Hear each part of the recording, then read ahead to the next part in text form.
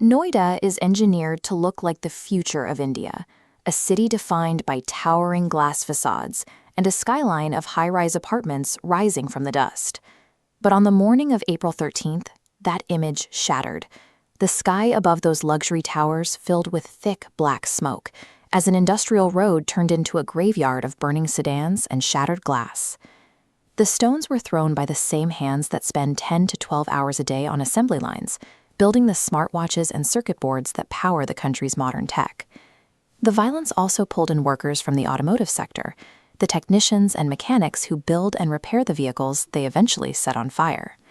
The April 13th uprising was the inevitable explosion of a socio-economic pressure cooker that the system had ignored for years. To understand the rage, you have to look at the invisible economic borders separating Delhi from Noida. Crossing a 400-meter line can instantly slash a worker's value.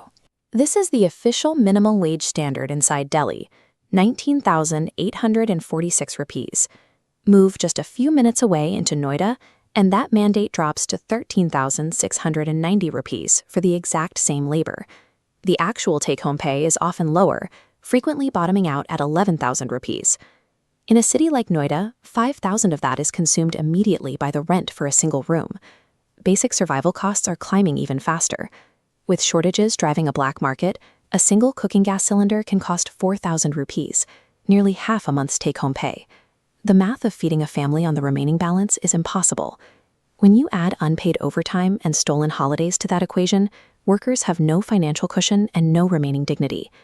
The morning began at 8:30 a.m. with a peaceful gathering outside the gates of the LG Electronics and Maruti Suzuki factories.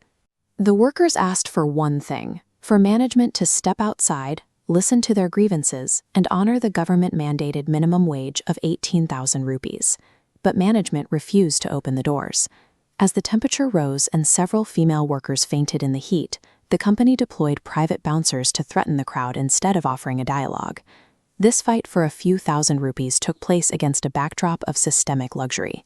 While workers begged for survival wages, watching bosses arrive in luxury cars, and read of 1,000 crore IAS scandals.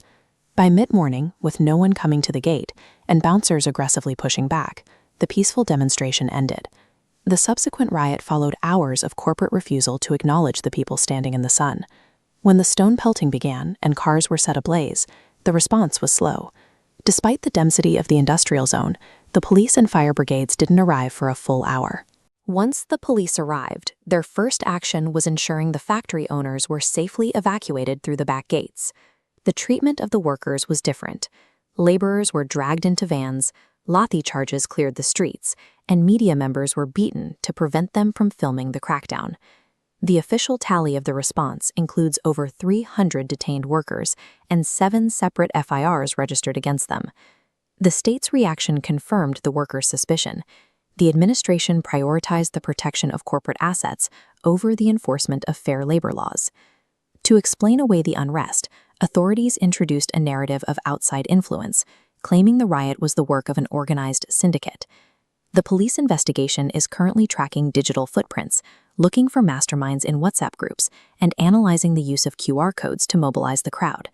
But the syndicate theory ignores the real catalyst. The systematic dismantling of labor unions has destroyed the legal safety valves meant for collective bargaining, leaving workers with no formal way to be heard. This isn't just a Noida issue.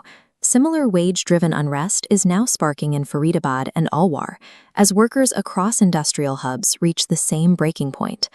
While the police can clear the debris and arrest the protesters, they haven't addressed the hunger driving the movement. Until the wage crisis is solved, the unrest in Noida remains a blueprint for the growing frustration in industrial belts across the country.